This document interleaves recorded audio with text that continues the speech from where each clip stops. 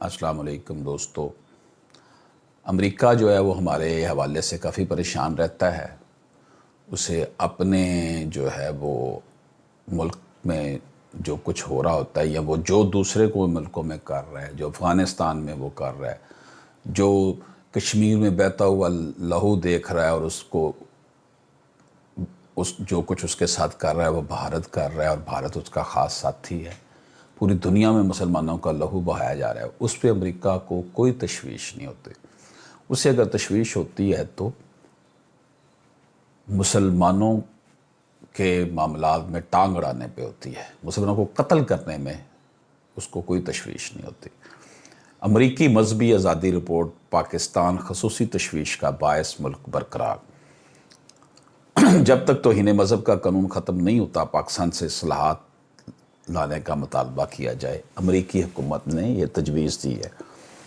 امریکہ کے کمیشن برائے بین الاقوامی مذہبی آزادی نے 2021 کی اپنی سالانہ رپورٹ میں امریکی انتظامیہ کو تجویز دی ہے کہ پاکستان سے کہا جائے کہ وہ اپنے سرکاری تعلیمی نصابی کتب اور اساتذہ کے تربیتی مواد مذہبی اقلیتوں کے لیے بھی ہو اور یہ ان کی طرف امتیازی بھی نہ ہو۔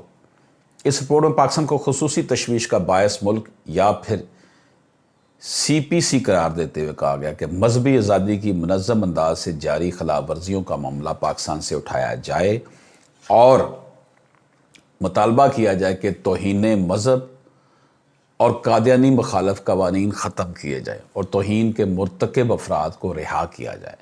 رپورٹ میں کہا گیا کہ جب تک توہین مذہب کا قانون ختم نہیں ہوتا، اس وقت تک پاکستان ایسی اصلاحات لائے کہ جن میں توہین کا جرم قابل ضمانت بنایا جا سکے۔ الزام عائد کرنے والوں پر لازم کیا جائے کہ وہ شواہد لائیں۔ سینئر پولیس افسران مناسب انداز سے تحقیقات کو یقینی بنائیں۔ حکام کے پاس اختیار ہو کہ وہ بے بنیاد الزامات کو مسترد کر سکے اور ساتھ ہی تعزیرات کے موجودہ قوانین کو استعمال کرتے ہوئے جھوٹے اور جعلی الزامات عائد کرنے والوں کو سزائیں دی جائیں۔ کمیشن نے امریکی حکومت کو تجویز دی ہے کہ وہ حکومت پاکستان کو پابند کرنے کے حوالے سے معاہدہ کرے تاکہ مذہبی آزادی کی خلاف ورزیوں کے معاملے کو حل کیا جا سکے، اور اس کے لیے جو اقدامات کرنے ہیں وہ کمیشن نے ریکمینڈ کیے ہیں۔ جناب، توہین کے مرتکب اور ایسے افراد کو رہا کیا جائے جنہیں ان کے مذہب یا عقائد کی وجہ سے پابند سلاسل کیا گیا ہے۔ دوسرا پوائنٹ یہ دیا جی توہین اور قادیانی مخالف قوانین ختم کیے جائیں، اور جب تک یہ قوانین ختم نہیں ہو جاتے ایسی اصلاحات لائی جائیں کہ جن کے تحت توہین کو قابل ضمانت جرم بنایا جائے۔ مدعی پر لازم ہو کہ وہ شواہد پیش کرے۔ سینئر پولیس افسران مناسب انداز سے تحقیقات کریں۔ الزامات بے بنیاد ہوں تو حکام کے پاس اختیار ہو کہ وہ انہیں مسترد کر سکیں۔ تعزیرات پاکستان میں موجود شکوں کو استعمال کرتے ہوئے جعلی اور جھوٹے الزامات عائد کرنے والوں کو سزائیں دی جائیں۔ تیسرا جو انہوں نے ریکمنڈیشن دی ہے ہمارے لیے، اظہار کی آزادی کو یقینی بناتے ہوئے انتہا پسندانہ بیانی ہے کہ اس مسئلے کو حل کیا جائے جو اکثر اقلیتوں پر حملوں کا سبب بنتا ہے۔ چوتھا پوائنٹ جو ہے انہوں نے ہمارے لیے ریکمینڈ کیا ہے امریکہ بہادر نے کہ قانون ہاتھ میں لے کر پرتشدد کارروائیاں کرنے اور ایسی کارروائیوں کے لیے اکسانے والوں، ٹارگٹ کلنگ کرنے والوں، جبری مذہب تبدیل کرانے والوں اور نفرت انگیز جرائم پھیلانے والوں دیگر افراد کو انصاف کے کٹہرے تک لایا جائے۔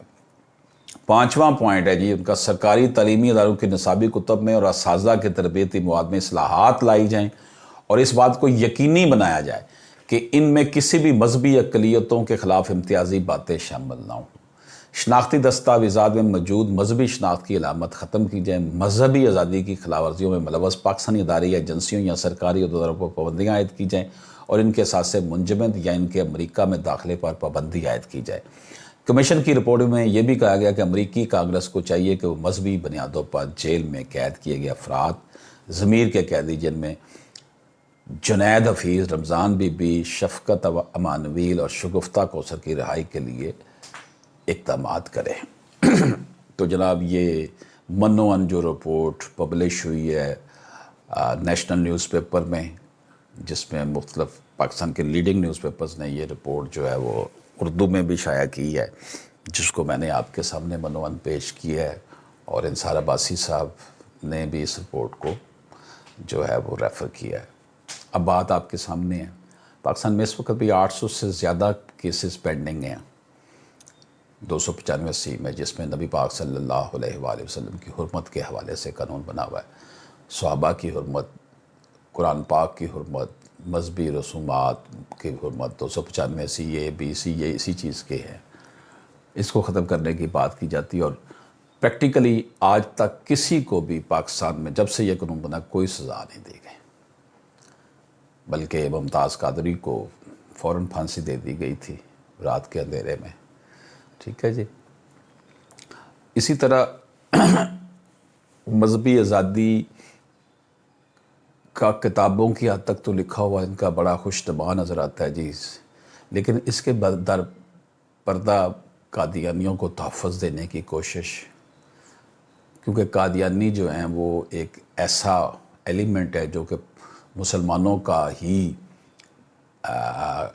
ٹریڈ مارک استعمال کرتا ہے، اور اسی نام سے وہ دھوکہ، اگر تو وہ خود کو ہم سے علیحدہ کرے، اپنا ہر چیز علیحدہ کر لے تو ہمیں تو کوئی اعتراض ہی نہیں ہے۔ بہرحال یہ رپورٹس امریکہ کے اس مائنڈ سیٹ کو ظاہر کرتی ہے جو کہ وہ مسلمانوں کے خلاف ہر وقت نفرت رکھتا ہے۔